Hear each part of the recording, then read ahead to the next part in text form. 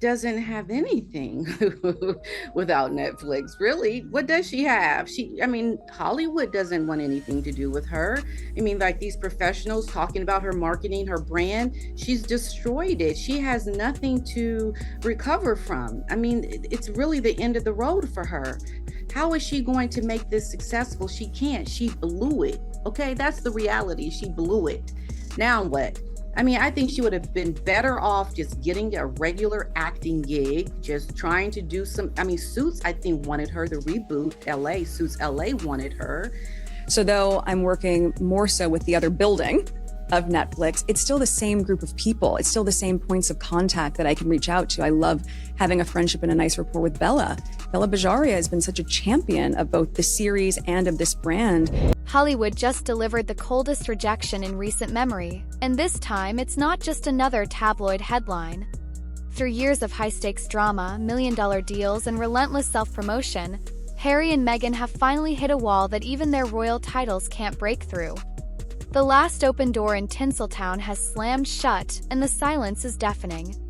But what really happened behind the scenes? LA, Suits LA wanted her.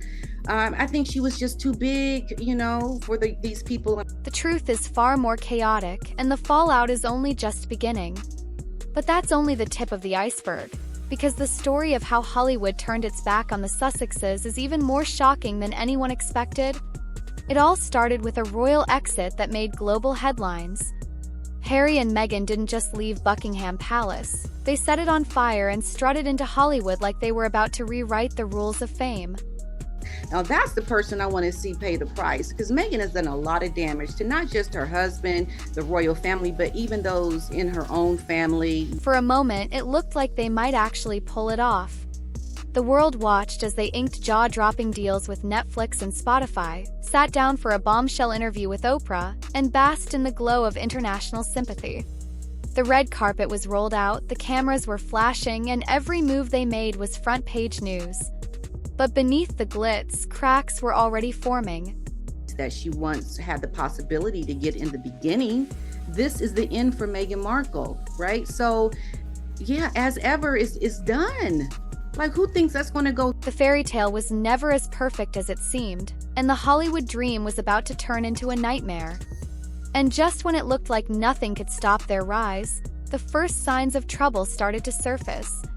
The Netflix deal was supposed to be their golden ticket, a staggering $100 million partnership that promised to transform Harry and Meghan into Hollywood power players overnight. For a brief moment, it worked.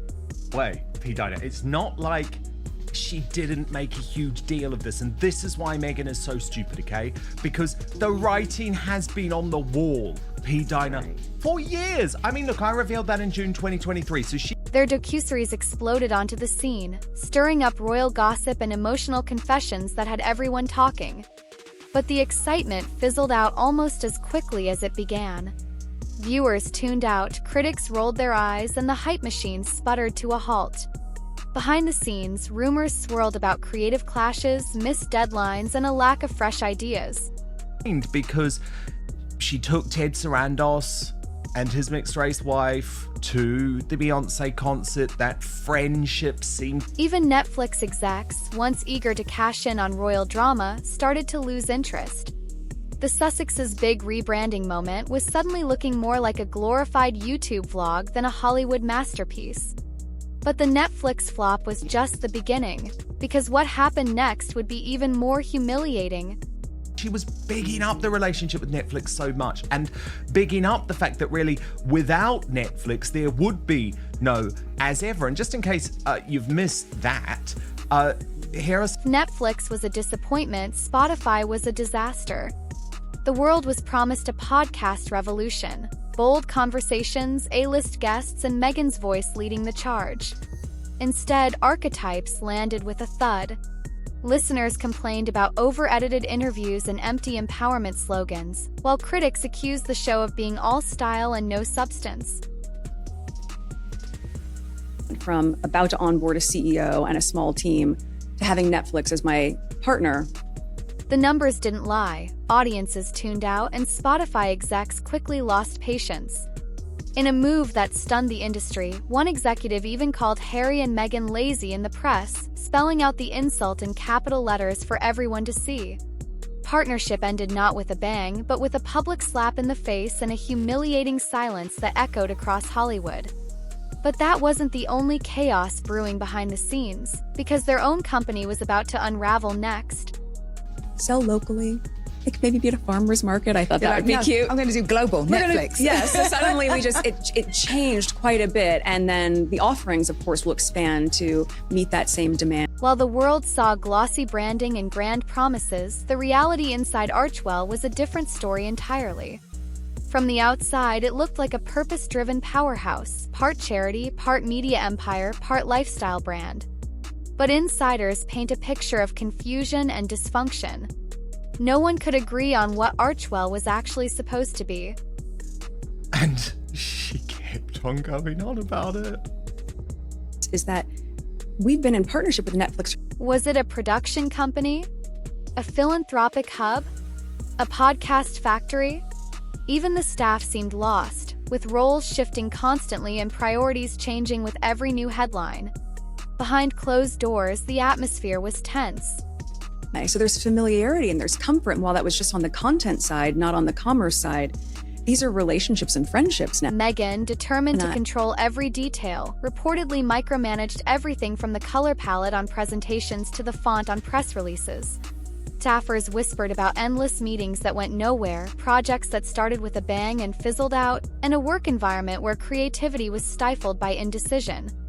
I'm working more so with the other building of Netflix. It's still the same group of people. It's still the same points of contact that I can reach out to. I love having a friendship and a nice rapport with Bella. Bella Bajaria has been such a champion of both the series and of this. Some say Meghan's perfectionism slowed everything down, while others claim Harry was barely involved, often pacing in the background or ducking out of meetings altogether. Turnover rate was high, with employees coming and going in a revolving door of frustration. Her fruit baskets and jams and whatnot, that she said, this is a show. This is good stuff. To do a show. So I think that changes it because it's not as though you're jumping in with people that you don't know, which rumors swirled about clashes between Meghan and senior staff, with some insiders describing her management style as impossible to please. At the same time, Harry's role seemed increasingly unclear. Was he a creative partner, a silent supporter, or just along for the ride?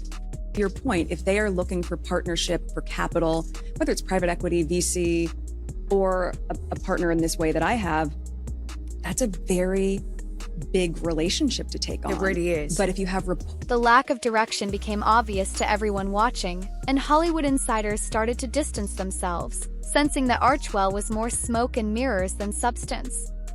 Even as Meghan and Harry tried to project confidence in interviews and public appearances, the cracks were showing.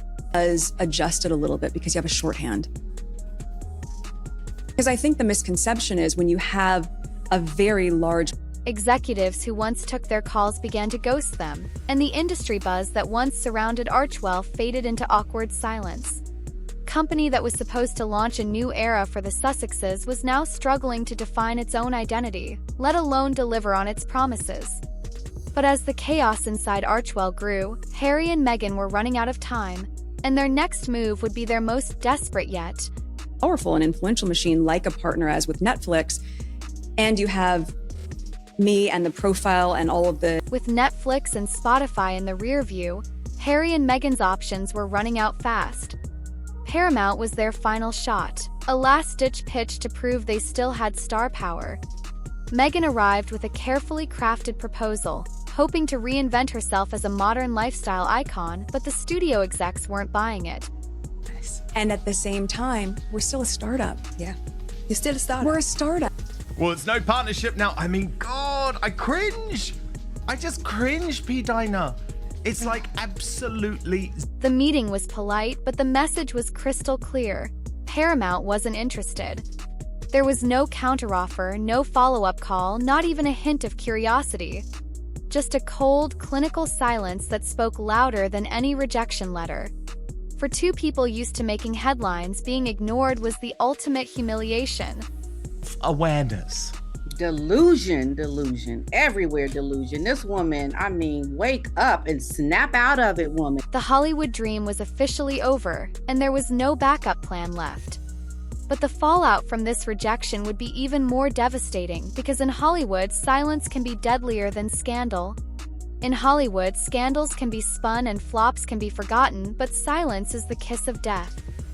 First of all, you can have as many partnerships as you want, building on these relationships, but do you have talent? Do you have something that people want to watch? Absolutely not. That's exactly what Harry and Meghan are facing now.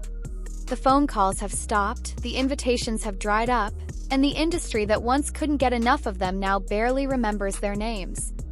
No more glowing press releases, no more celebrity endorsements, and not a single insider willing to defend their reputation. In general, all the news that has come out about her and how she's treated her staff, how she left the royal family, how they've gone from dominating headlines to fading into the background, their brand dissolving into irrelevance. For a couple obsessed with controlling the narrative, this quiet rejection is their worst nightmare. But the story doesn't end there, because Meghan isn't giving up without a fight, and her next move is raising even more eyebrows. With every major Hollywood door slammed shut, Meghan Markle found herself at a crossroads. There are so many things that are behind this woman that are really contributing to her lack of likability. Even if she Instead of retreating quietly, she doubled down on reinvention, this time reaching back to her pre-royal roots. The plan? To resurrect her old girl boss persona, channeling the influencer energy of her days running the TIG, her now-defunct lifestyle blog. Meghan's new vision was clear: cozy lifestyle content, wellness tips, and a carefully curated image of effortless success. Behind her, she doesn't have anything. So that's how you know this is going nowhere. So I don't care, you want to talk about your relationships and going over to this building. She wanted to be seen as a modern Martha Stewart with a royal twist, hoping to tap into the lucrative world of social media stardom. But the world she was trying to re-enter had changed. Audiences were no longer impressed by polished perfection or carefully staged Instagram posts. The rise of TikTok and unfiltered social media stars meant that authenticity, chaos, and raw emotion were what people craved. What they're doing in their name, you don't have anything to offer. You are not somebody that people want to support and uplift because you're not likable. And it really does. Meghan's every move, her posts, her interviews, her public appearances, felt rehearsed and calculated, more like a press release than a genuine connection. The internet, always quick to spot a performance, saw through the act almost instantly. Instead of sparking a new movement, Meghan's rebrand was met with skepticism and even ridicule. Worse, the desperation was starting to show. Every new project, every attempt at a comeback seemed less like a passion project and more like a frantic bid to stay in the headlines. Simplicity. Meghan is not a good person. We're in social media era now. The word and the things that this woman has done. Fans who once cheered her on now questioned her motives, while critics accused her of being out of touch and tone deaf to what audiences actually wanted. The more she tried to control the narrative, the more obvious it became that she was scrambling to hold on to relevance in a world that had already moved on. And it wasn't just the public that noticed. Industry insiders whispered that Meghan's pitches felt dated, her ideas recycled, and her brand too manufactured for the current moment. So she can't now come out and say, look, here's my brand. She can't do that, Dan, because people look at the things that this woman has done. You want to buy because there's a connection between the person selling you something and something that you could use. But we can't use it, and we don't like the person selling it to us. So even her attempts to connect with younger audiences fell flat, as Gen Z and millennials gravitated toward influencers who weren't afraid to show their flaws and messiness. Meghan's calculated perfection, once her greatest asset, had become her biggest liability. From here, and she deserves every bit of it because she came into the royal family on a false pretense. She knew she was never going to stay. She used it to do what? To create this brand as ever. But while Meghan was spinning in circles, trying to sell the illusion of control, Harry's struggle was even more glaring, and it left everyone wondering if the Sussexes had any moves left at all. While Meghan hustles to reinvent herself, Harry seems to be fading into the background, unsure of his place in a world that no longer revolves around royal drama. His post-palace identity has been built on two things: family feuds and the Invictus Games. What she wanted to do from the get-go. I don't care if some woman says, oh, this is a show. Nuh-uh, Meghan knew, she calculated this. I don't know if you saw. But with the public growing tired of royal grievances and Invictus barely making headlines, Harry's relevance is slipping away. His memoir had its viral moment but quickly disappeared from the conversation. Attempts at mental health documentaries and public appearances have landed with a thud, leaving him looking more like a sidekick than a star. Without the royal spotlight or a clear new direction, Harry is drifting, caught between two worlds but belonging to neither. Recently, where they showed the lip reader who was talking about what Meghan was saying to Harry at one of the royal events that. But the final verdict from Hollywood is even harsher, and it leaves the Sussexes with a choice that could change everything. Hollywood has spoken, and the message couldn't be clearer. The era of Harry and Meghan is over. The industry that once rolled out the red carpet now barely glances in their direction. No more blockbuster deals, no more eager studios, and no more second chances. Because people saw how she calculated her leaving the royal family in the very beginning. That too was against her. So that's the problem, okay? It's just not going to work for her. And P. Dinah, she is now. The Sussexes are standing at the edge of a cliff, with no one left to catch them if they fall. Their brand, once unstoppable, has become a cautionary tale about the dangers of overexposure and burned bridges. Now they face a crossroads. Do they keep chasing a spotlight that's already moved on, disappear from public view to regroup, or attempt the unthinkable and return to the royal world they so publicly rejected? Stock, but also toxic in Hollywood. So two examples of this. Firstly, Seth MacFarlane's Family Guy went in over the weekend. Watch this. This is a terrible idea. We could change the course of history. We pretty much suck. I mean, the Crusades, Hitler, Prince Harry marrying Meghan Markle. Again? Oh, like all of your wives. In the end, the silence surrounding Harry and Meghan is louder than any scandal. And it's a reminder that in Hollywood, relevance is everything. And once it's gone, there's no getting it back. But as the world watches their next move, one thing is certain. The story of Harry and Meghan isn't just about fame or failure. It's a warning about how quickly the spotlight can turn cold, and how unforgiving Hollywood can be when the magic runs out.